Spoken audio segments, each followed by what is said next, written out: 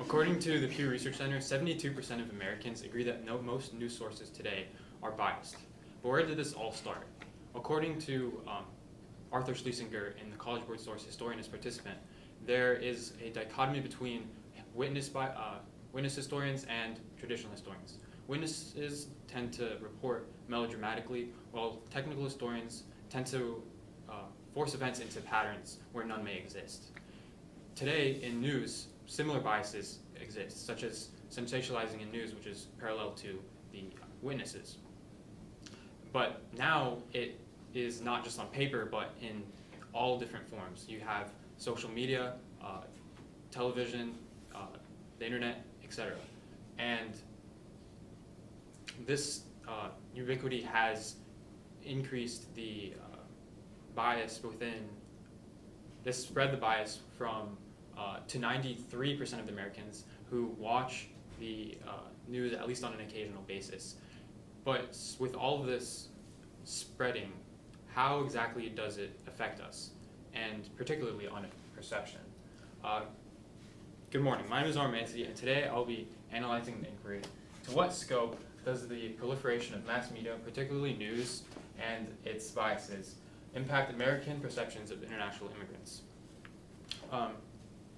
Homero de Zuniga from the University of Texas conducted a survey on viewers of both Fox News and CNN News. As a note, Fox News is generally considered conservative and CNN is generally considered liberal. So he found that Republicans were more likely to watch Fox News while Democrats were more likely to watch CNN. This process of seeking out sources that reflect your own views is called selective exposure. And the problem with selective exposure is that it polarizes people's views. So you have this group watching this certain outlet, and they have their own,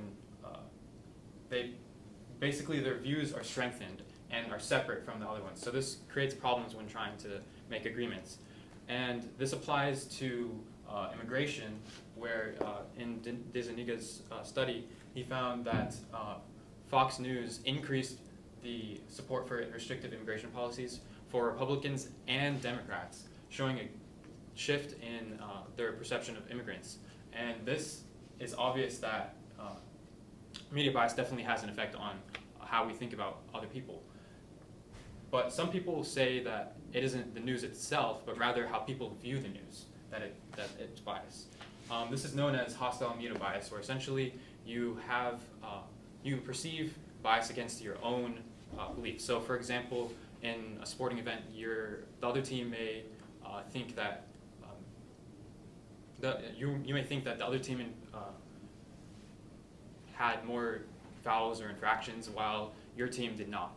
And Haley Devani from the University of San Diego also applied this to immigration, where you can see for liberals shown in blue were 20% more likely than conservatives shown in red to label Fox News as conservative, while conservatives shown in red were 60% more likely than liberals to label CNN as liberal. So basically what this shows is that when when people look at a news source that doesn't agree with their own values, they view it as biased against their own values. So this basically what this means is when you see that people think that if the news source agrees with what they think it's reliable, but when it's different than their own values, they think it's biased.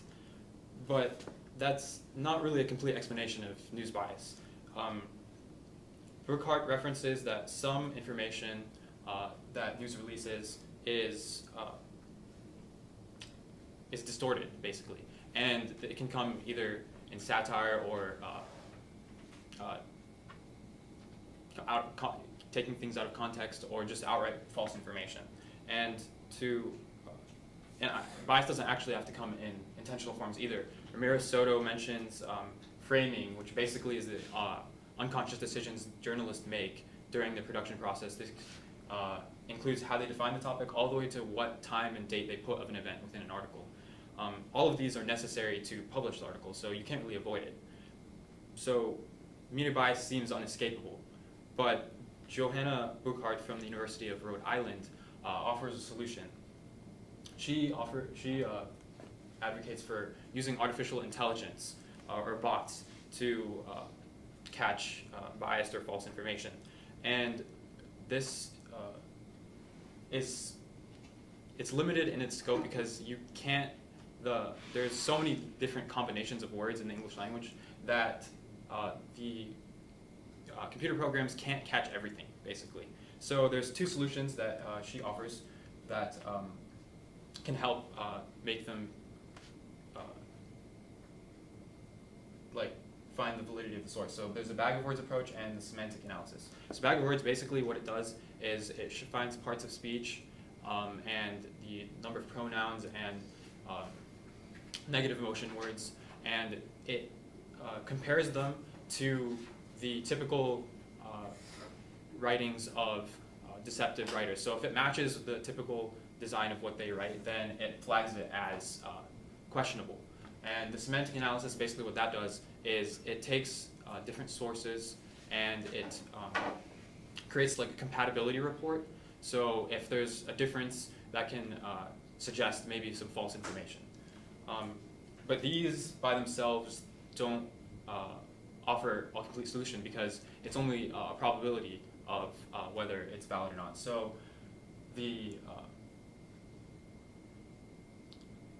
so as simple as it sounds, being skeptical of news is a valid solution, because when you hear something, you don't just accept it first thing. You think about the source, and I mean this is kind of what this class does. But one way to implement that is using fact-checking websites such as Snopes, PolitiFact, and SciCheck.com, and these offer quick and easier solutions to finding the validity of a source rather than you having to look through everything. But basically, the best solution is to use both the artificial intelligence and to maintain a skeptical attitude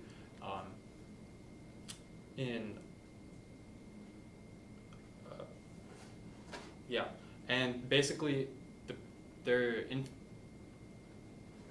artificial intelligence is still in its infancy, so for now we need to be able to take responsibility ourselves.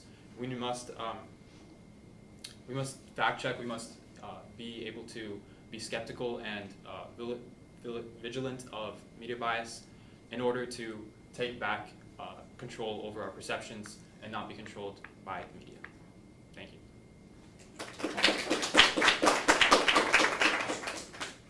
I got two questions for you. How'd your research question evolve as you moved through the research process? Good question. It evolved a lot. I originally had I was talking about advertisements and its effect on like happiness in life, and I realized I was kind of tangential on this, because that was different kinds of media. So I decided to focus on news. But yeah, that was the most thing that changed.